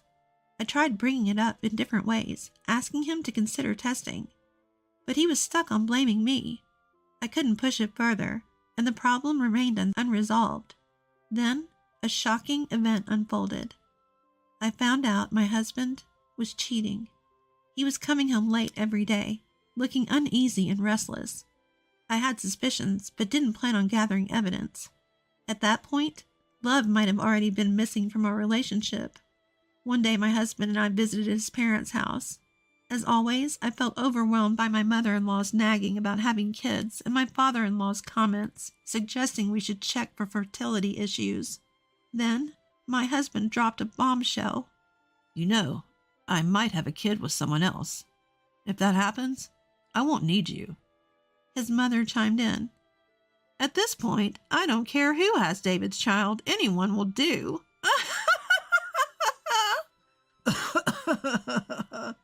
They both laughed, uproariously. I felt my patience nearing its end. Time passed aimlessly as my husband continued his affairs with his mother's approval. Then I got a message from my sister-in-law saying she was in the area. We met up at a local cafe, and she had surprising advice for me. "Emily, why not go back to work?" "I'd love to, but you know they'd be against it. You haven't been able to have kids even as a homemaker. Plus, you have a nursing degree, so why not use it?" I always found great fulfillment in my work as a nurse. My sister-in-law had watched me suffer quietly and said that enough was enough with my in-laws. "You're becoming their stress ball," she said, pushing me to talk to my husband about returning to my nursing job. However, he flat out refused. "What if you get pregnant? You'll just quit, causing trouble for everyone," he argued, making it sound like my only job was to bear children. I snapped back. What about you? You haven't even checked if you're the issue, blaming everything on me. Shut up. It's all your fault. 5 years into the marriage, my love for my husband had utterly evaporated. When we got divorced, my mother-in-law said, "You wasted 5 years of our lives. You couldn't even give us a grandchild." I stood my ground. Are you sure it's all my fault? David never took any tests. I looked her straight in the eye and declared, I will have a child. 2 years have passed since then. I returned to my nursing career and threw myself into my work to forget those painful 5 years of marriage. I'm currently working at a specialized clinic for women with fertility issues, the very same place my sister-in-law introduced me to when I was married. I currently work at a fertility clinic, the same one my sister-in-law introduced me to when I was struggling with fertility. Life had finally settled down, and I decided to catch up with my high school friends via email. I had a friend returning from overseas work in New York, so we all agreed to meet up. I wasn't exactly free to move around, but neither were my friends, so I took the lead in planning a get-together that wouldn't be a burden for anyone. Thanks to my supportive family, I managed to make it to the restaurant we agreed upon, despite the busy preparations. In a private room at the restaurant, we all had a great time catching up and reminiscing. After a while, I excused myself saying, "I'll be right back," and left the room. The restaurant was bustling, filled with lively conversations. Among the chatter, it was easy to pick out a familiar voice. "Long time no see," I said, approaching a table for 7. All eyes at the table turned toward me. Among them was a face that couldn't hide its surprise. What are you doing here?" My ex-husband David looked at the twins I was holding, and his face turned to one of shock. His parents, sitting across from him, were equally shocked. Yes, I had remarried after divorcing David, and was now a mother of twins. "What's the meaning of this? Interrupting our meal? How rude!" My former sister-in-law, sitting next to my former mother-in-law, continued eating as if nothing had happened. "I told you during the divorce, didn't I? I wanted to show you my adorable babies." "Did you now?" "Don't play dumb. I was bullied for being the wife who couldn't get pregnant by both David and you." That's a baseless accusation." "Really? You said it was my fault. You said it was all my fault for not being able to have kids. Yet you never even got yourself tested." David averted his eyes and clenched his fists on the table. "And you threatened to have a child with someone else. Your mother even said it didn't matter who gave birth, remember?" As I said this, a few of my friends approached and said, "David, long time no see. We've heard a lot from Emily. You've changed a lot since high school, haven't you?" David and I were high school classmates, so the friends I was meeting today were also his classmates. The ones looking stunned were a modest-looking woman sitting next to my ex-husband, and people who seemed to be his parents. "I'm sorry for interrupting. Were you announcing your marriage? If so, let me give you some advice as your senior in this household." My ex-husband and his mother looked shocked and tried to stop me. Ignoring them, I raised my voice and said to the woman, "Can you have kids? If you don't have them soon, you'll be bullied by these two, you know?" The woman looked instantly uneasy and exchanged glances with her parents. Then my former sister-in-law, who had been quietly eating, spoke up. "If you're worried, you should back out. What she said is true. It's embarrassing, but that's how our family is." "What are you talking about, sis?" "You're not after Emily's child, are you? You're after Dad's position as the hospital director, right?" "Let's talk about that later." "Who says the director has to be a doctor? I'm stepping down, so go ahead." With that, she placed her napkin on the table and said, "I've been invited by a friend who's a doctor. Why don't you come to our fertility clinic?" Everyone was speechless at her words. Yes, my former sister-in-law had always supported me behind the scenes. She had always felt uncomfortable with how her parents ran the hospital, their attitude towards patients, and my brother's ambitions. She even helped me with this revenge. She was the one who told me about the restaurant and my ex-husband's pre-wedding meeting. Unable to take it anymore, my ex-husband's girlfriend left the scene with her parents. My ex-husband tried to chase after her, and smoothed things over, but was yelled at by her father, collapsed on the spot, and started crying. Seeing this, my former mother-in-law also started crying, and my father-in-law couldn't stop shaking. Afterward, my former sister-in-law officially resigned from my ex-father-in-law's hospital. She came to work as a doctor at the fertility clinic where I work. After she left, the number of patients at my father-in-law's hospital plummeted, partly because she was well-liked and partly because of the restaurant incident. My ex-husband quit his job and tried to turn the business around, but apparently it was pointless. With my former sister-in-law, who was the deputy director, gone, and my ex-husband's engagement broken off, the future of the hospital looked bleak. It's only a matter of time before it changes hands. As for my ex-husband, he seems to be spending his days tormented by emptiness, having lost both his girlfriend and his job, and watching the declining hospital with his parents. As for me, I'm living the happiest life, busy with my twin babies, and still able to work in my calling as a nurse, alongside my husband, who's also a nurse. I'm Linda, 30 years old. Not too long ago, I worked as a pharmacy clerk, but now I'm on maternity leave, raising my 3-month-old daughter. My husband, John, works in the medical field. We met through a colleague of his, dated for 3 years, got married, and then our daughter was born. Originally, we planned to rent a small apartment and live happily as a family of 3. However, my mother-in-law kept insisting that we live with her. My father-in-law passed away from an illness a few years ago, and now she lives alone in their house. My husband has an older brother, 3 years his senior. Originally, the plan was for his brother to take over the family business.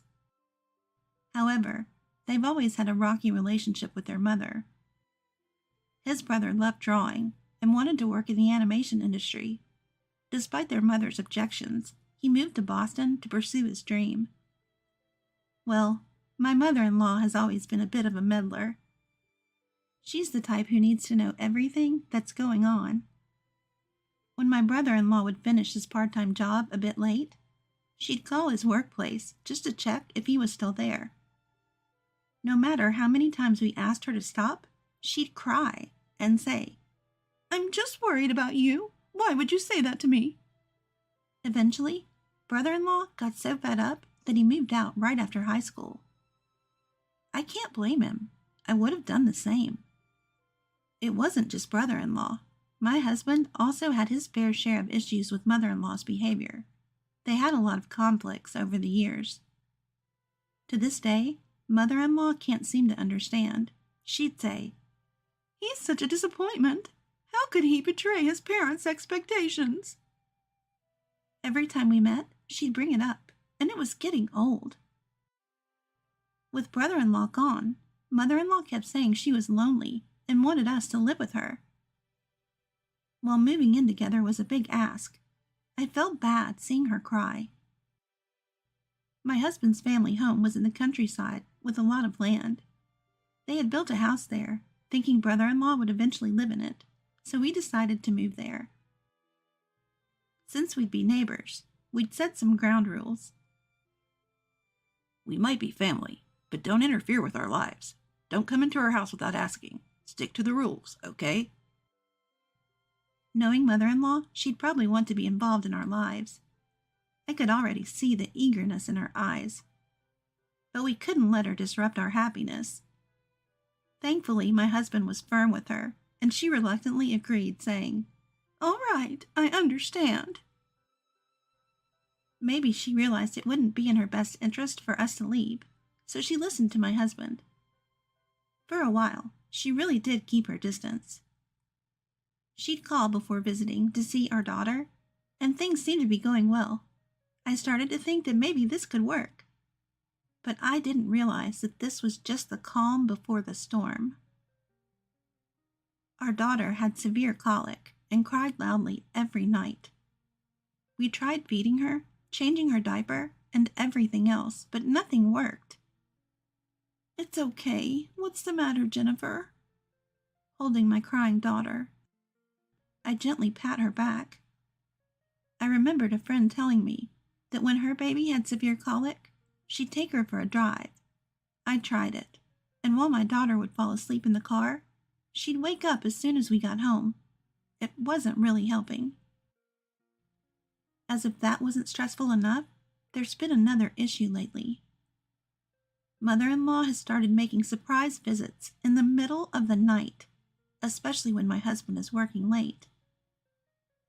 On this particular night, my husband was on a late shift. Despite it being past 1 a.m. and my daughter crying loudly, mother-in-law showed up again. Do you even know what time it is? It's so disruptive to have her crying this loud. Make her stop. She was yelling at my 3-month-old daughter to be quiet. Hey, what are you doing? Please be quiet. You're scaring Jennifer, and she won't stop crying. I was sleep-deprived and frustrated, so I snapped back at mother-in-law. We had agreed she wouldn't interfere when we moved in, but lately she's been coming over more and more, especially when my husband isn't around. If this continues, I'll talk to my husband, and we might just leave. Being a new mom was already challenging, and mother-in-law's behavior was making it even harder. The next day, I considered telling my husband about the incident, but he came home looking exceptionally tired, so I held back. Time flew by with the demands of childcare, and before I knew it, my husband was working another night shift. That night, my daughter's crying was particularly intense. In my desperation to soothe her, I didn't notice mother-in-law entering our house. I sensed the bedroom door opening and turned to see mother-in-law walking in uninvited. Whoa! I was so startled to see her that I let out a surprised shout. Suddenly, I noticed a bat in mother-in-law's hand. Your child's crying is too loud. Make her stop. She yelled, raising the bat. Watch out! In an instant, I shielded my daughter from the impending threat. A sharp pain hit my head and everything went black. When I opened my eyes, I was in a hospital bed. My husband was beside me. Holding my throbbing head, I anxiously asked, "Where's Jennifer? Is she okay?" Clinging to my husband, I sought reassurance about our daughter. Calm down. Linda, Jennifer is fine. A pediatrician is checking on her right now. Hearing that she was safe, tears streamed down my face. But my relief was short-lived when I heard the next piece of information. Apparently, mother-in-law had called the ambulance, and her story was outrageous. She claimed she heard a loud noise in the middle of the night, and upon checking our house, she found me lying in a pool of blood. She suggested we might have been attacked by a burglar. Moreover, she had taken photos of the scene and sent them to my husband, who was at work, via WhatsApp. The audacity of her actions sent chills down my spine. What is she talking about? She is the one who hit me, right? Why is she fabricating this burglar story? I can't forgive her. At that moment, I revealed everything about mother-in-law's behavior to my husband. I should have told him sooner. What if something had happened to our daughter? The mere thought drained the color from my face. After hearing everything, my husband was shaking with rage. Despite our agreement to keep boundaries, not only did she break her promise, but she also entered our home uninvited in the middle of the night and tried to assault me because of our daughter's crying. My husband immediately went home to check our security camera footage. I had previously told him about mother-in-law's verbal abuse. Since there was no evidence, and he didn't want to take sides, we had installed a surveillance camera to gather proof. I was planning to check the camera footage and warn my mother-in-law after confirming that she was using abusive language. We never imagined it would capture something like this. The footage clearly showed mother-in-law, bat in hand, attacking me. The camera caught her ignoring my crying daughter, ransacking the room to make it look like a burglary, and even casually taking photos as evidence. Afterwards, It recorded her shaky voice calling the ambulance. Her acting was so convincing that even my husband was taken aback. Of course, we couldn't let this slide just because she's family. My husband handed the footage over to the police. After reviewing it, officers went to mother-in-law's place and took her to the station for questioning. She clearly hadn't expected a camera in the room. Upon realizing this, she exploded in anger, accusing me of deception. You tricked me! I can't forgive that woman! She ranted, but I hadn't tricked her. She entered our home, assaulted me, and left our crying daughter alone. Everything was her doing. I hadn't deceived anyone. Still, mother-in-law remained unrepentant, causing a scene at the police station and insisting on her innocence. With the evidence against her, her claims of innocence were futile. We filed a report, and mother-in-law ended up with a criminal record. The incident even made the local news, making her the talk of the town. We realized we couldn't raise our daughter in peace here. With that in mind, we decided to move. So, we decided to move to a high-security apartment. Previously, my workplace was a 15-minute train ride away, but now it's 30 minutes.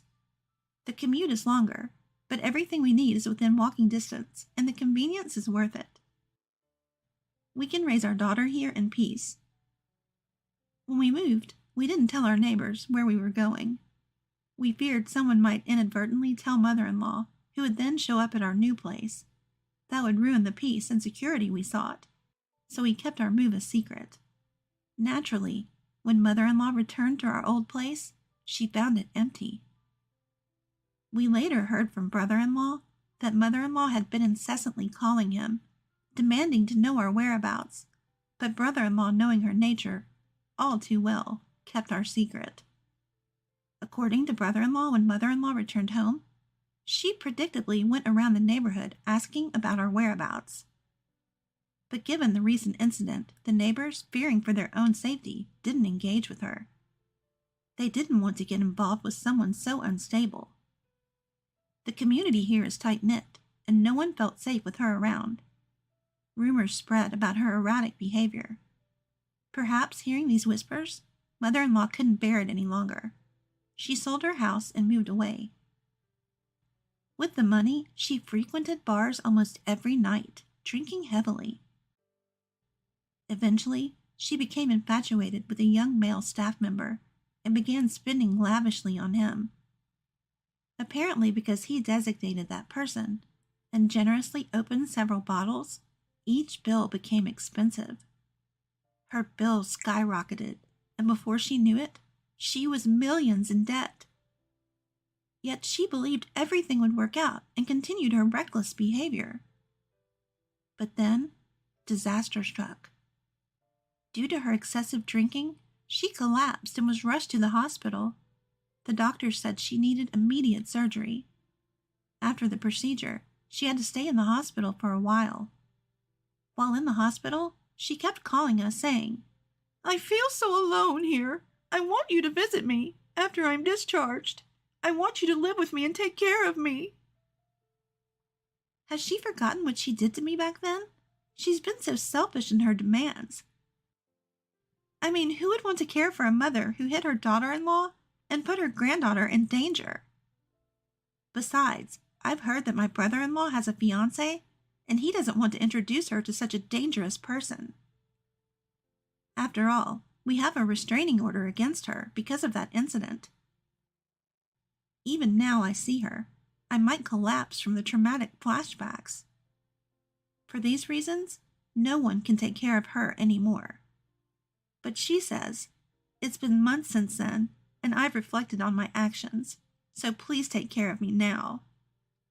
I'm sorry, but I can't just move on from that incident. The scars from that time are still fresh. Just because she's remorseful, everything should be forgiven? That's not how it works. Every day, her persistent calls became too much, so I blocked her on WhatsApp and my phone.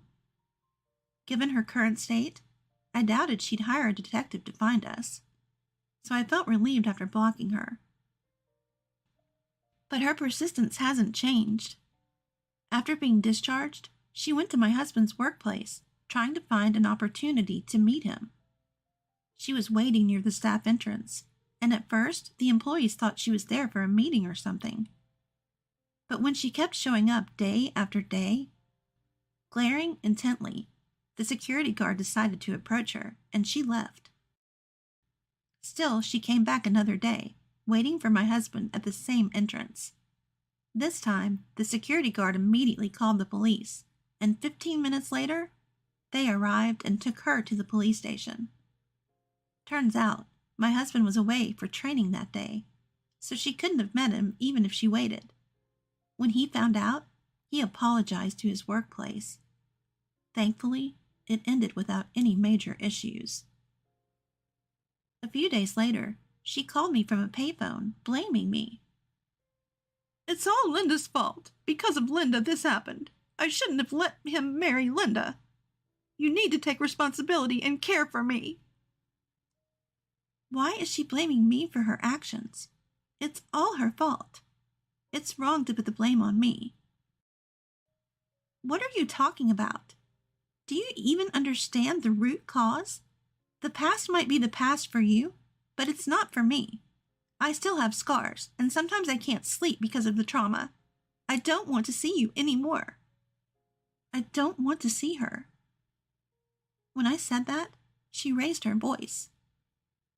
It's because Linda is weak-hearted.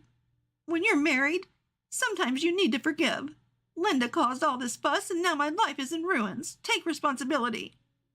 She was yelling over the phone, but I didn't respond. Previously, my lawyer advised me to record any interactions with her and to screenshot any WhatsApp messages or emails for evidence. So I always had a voice recorder in my bag ready to use.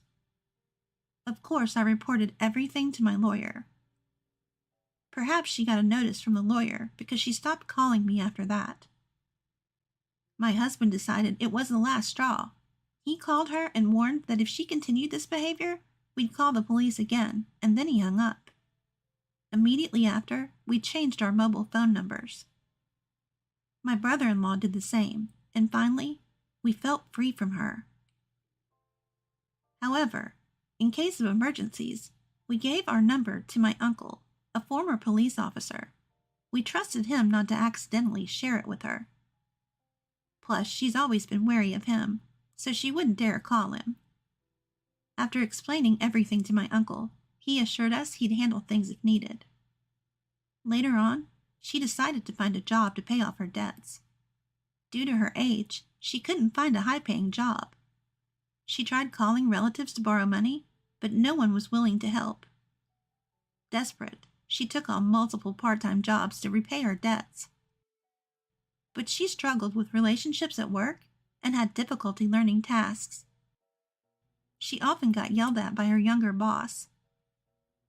On a brighter note, my daughter stopped having nightmares. Now she sleeps peacefully, making it hard to believe she ever had such troubles.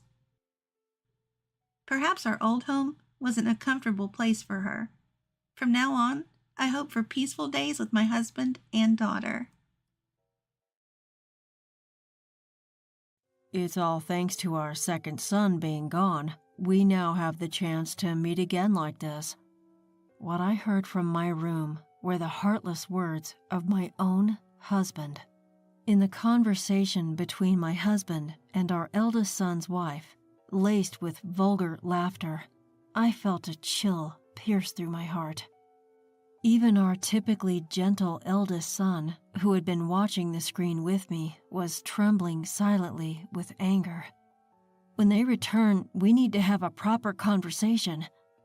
Yes, indeed. I wonder what excuses they'll come up with.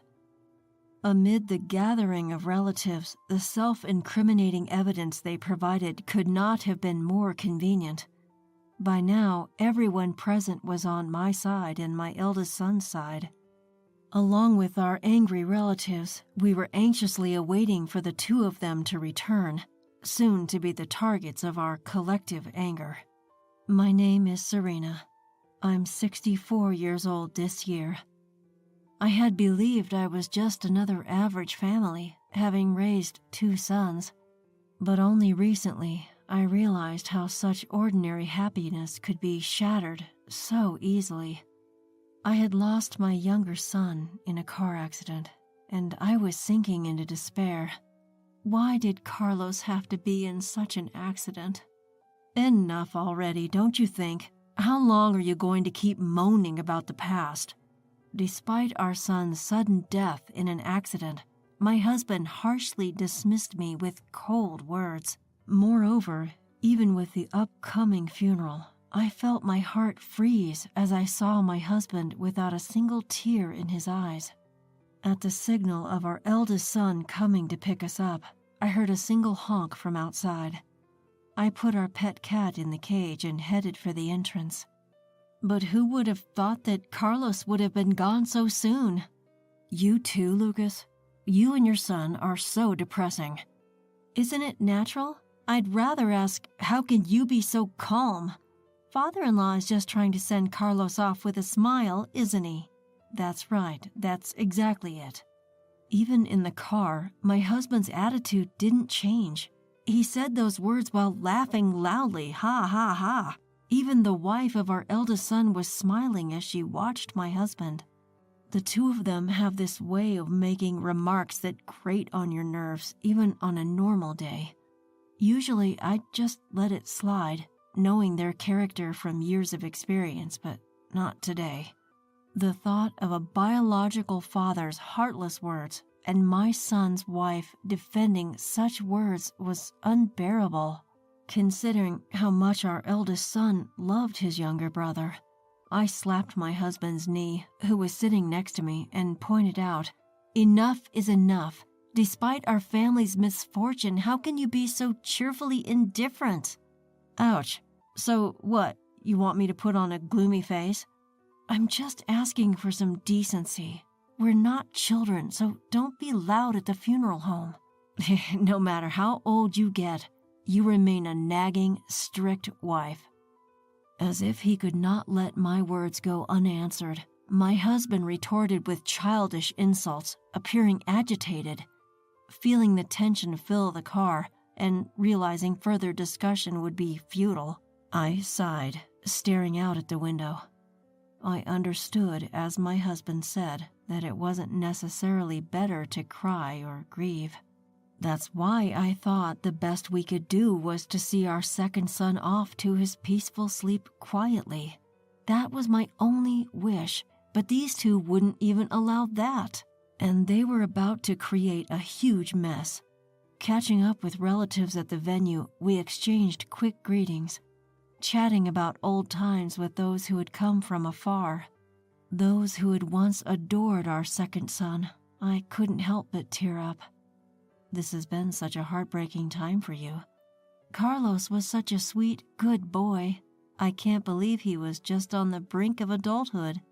Thank you for your condolences. Every time our second son's name came up, I gave them a firm hug, expressing my gratitude. Meanwhile, my husband showed no sign of remorse for his behavior in the car. Instead, he was loudly chatting about golf and other fun topics with a relative he hadn't seen in a while. How about it?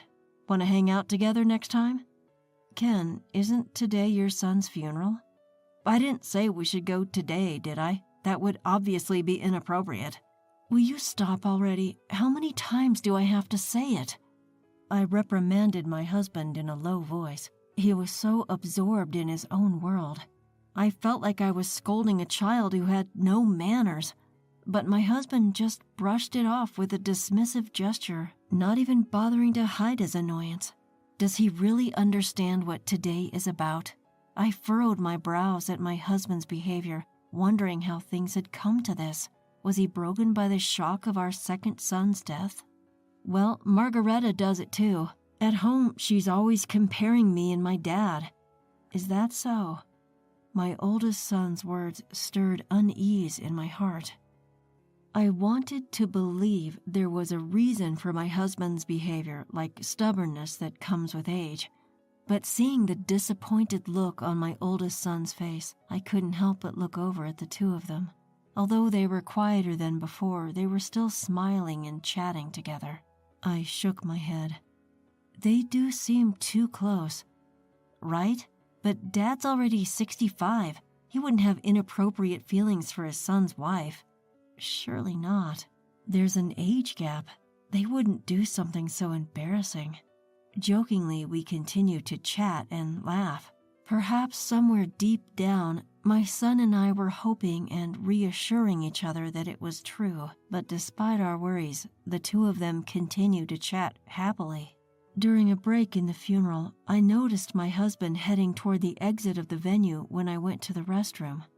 Following him, I saw my daughter-in-law by his side, just about to step outside. "Hold on, you two. Where are you going?" "Oh, it's you. Margareta said she's not feeling well, so I thought I'd let her get some fresh air outside." "Is that so? Are you okay, Margareta?" "Yes, I think I'll be fine if I rest a bit."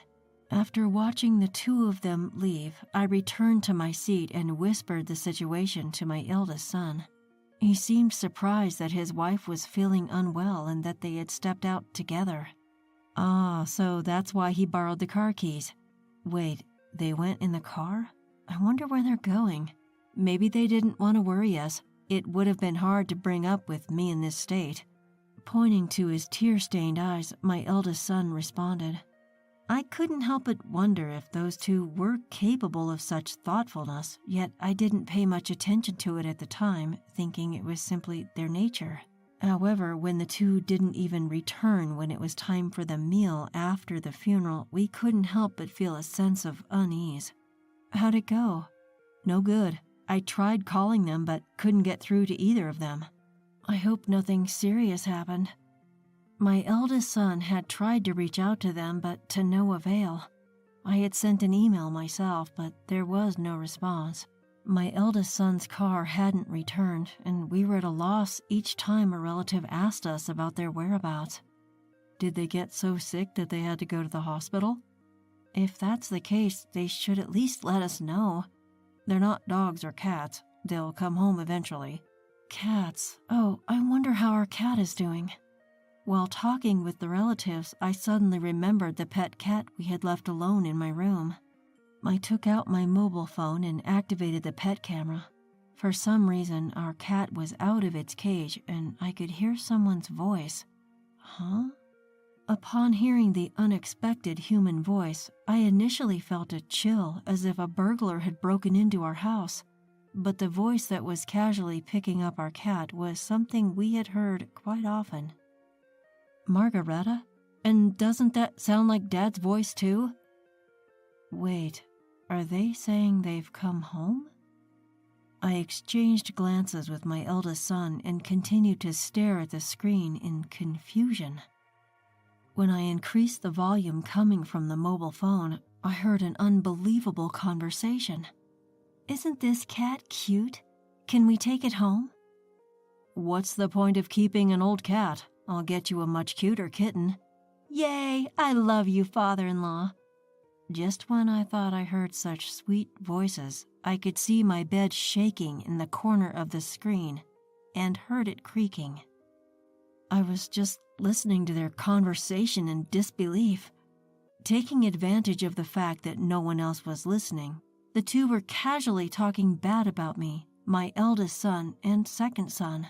I'm not good with stiff ceremonies like that. My strict wife is always nagging, saying I have no manners. "You really got scolded, didn't you? I felt sorry for you, father-in-law." "Right, but thanks to the second son being gone, we got a chance to meet like this again." After such outrageous words from a parent, I heard that vulgar laughter. I felt a cold chill running down my spine. The usually calm eldest son next to me seemed to be shaking silently in anger. "Can you believe that's what a father says?"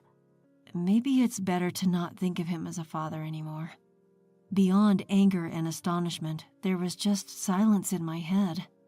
As I looked up, the relatives were chatting at the dining table. At that point, I could no longer think.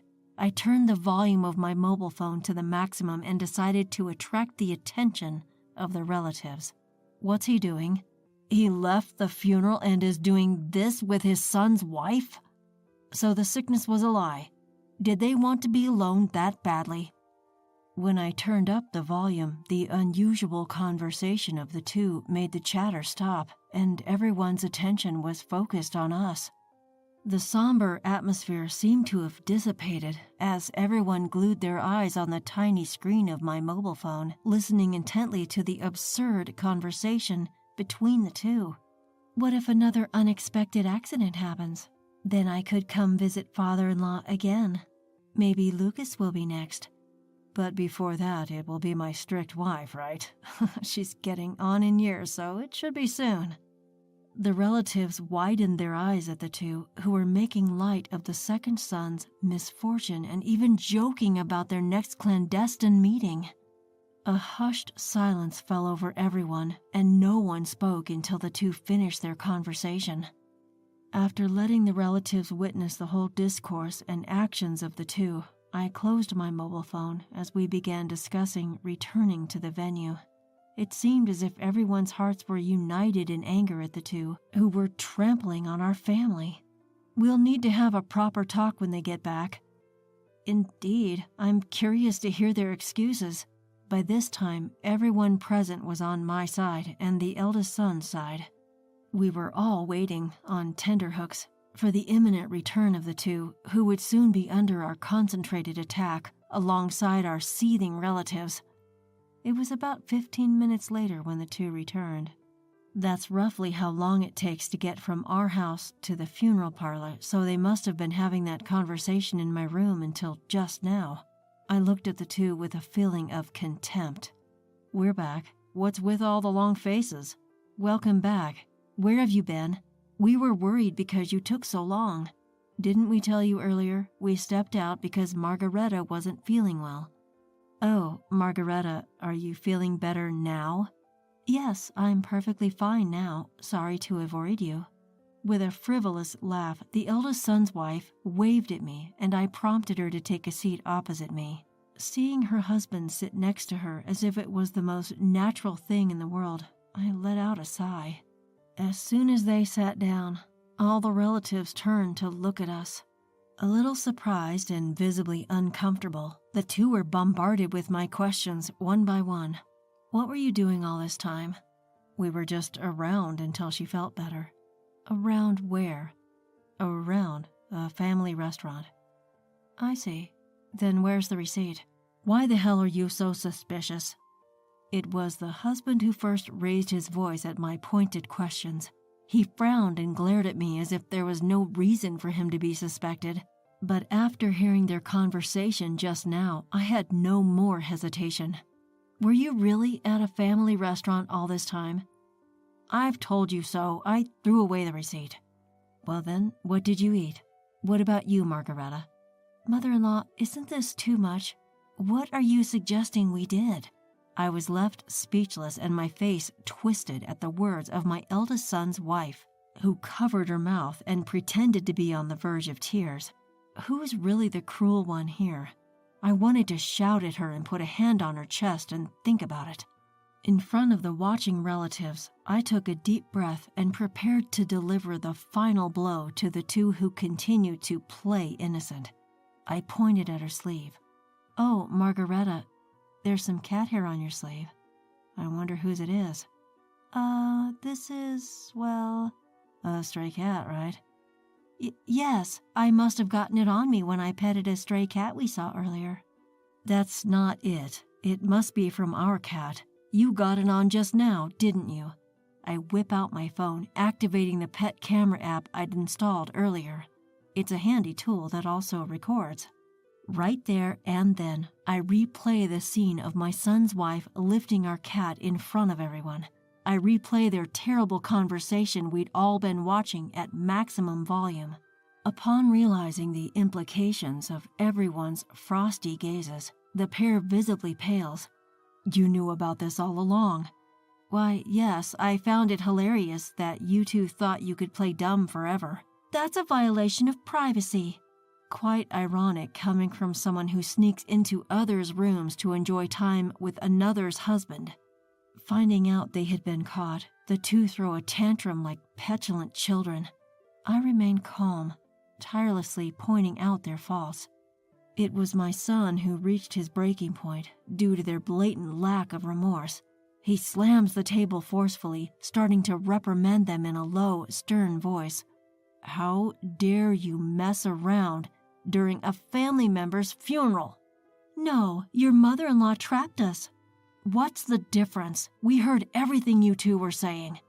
Nods of agreement ripple through the crowd at my son's words. No one here was going to defend them for wishing ill upon my son and me, even as a joke, just so they could meet privately.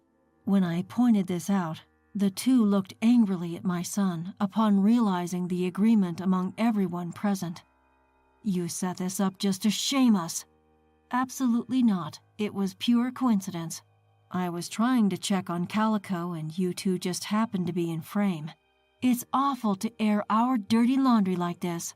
I never imagined anyone could stoop so low at such a gathering. And I'm the loyal wife here, am I not? While repeating my husband's words, I glance at him.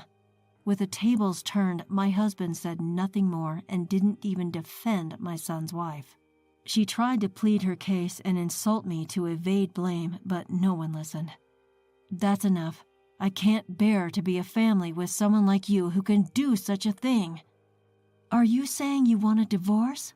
Of course.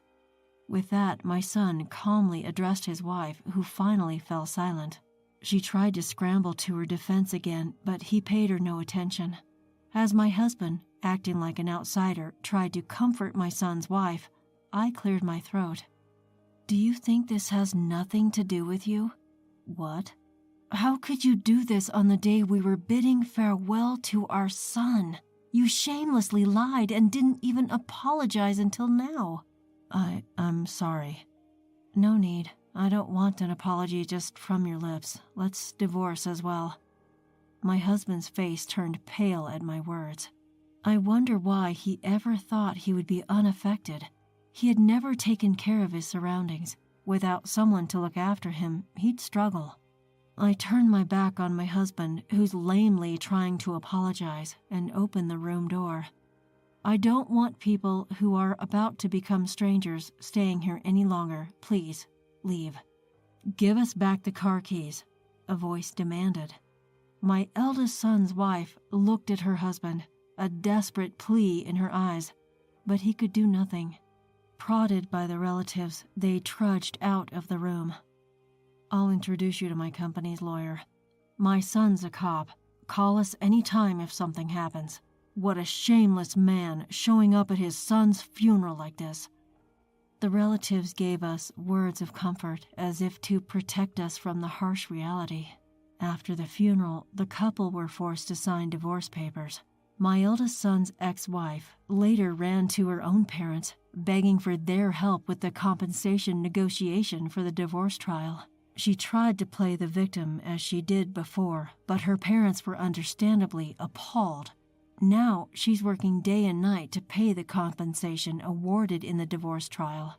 As for the ex-husband, it was discovered that he had drained his own savings, pouring everything into his former wife's wants.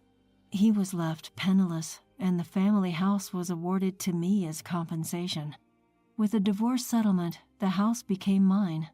Even so, there were too many painful memories associated with the house, especially my former bedroom, shared with the ex-husband and his former wife. So I decided to sell the house and move to a pet-friendly apartment. With the haughty ex-husband out of the way, I am now enjoying a tranquil life with my pet cat Calico. Being alone and free with my cat is far more comfortable than I expected. I didn't realize how stressed I was living with my ex-husband. After the divorce, my eldest son comes to visit me from time to time. He seems to be leading a calmer life and even told me that he's doing better than before. He recently shared some good news about a promotion at work. To celebrate, we decided to go out for a meal, and during that outing, we bumped into the ex-husband. He looked drastically different, more like a timid old man than the defiant person he used to be. There was no fire in his eyes, and it took us a while to recognize him. He approached us, a look of shock on his face. "Hey, there are different people living in our house. What's going on?" he demanded. "Our house? It's not yours anymore, at least," I responded. "Did you sell it? Why would you do that?"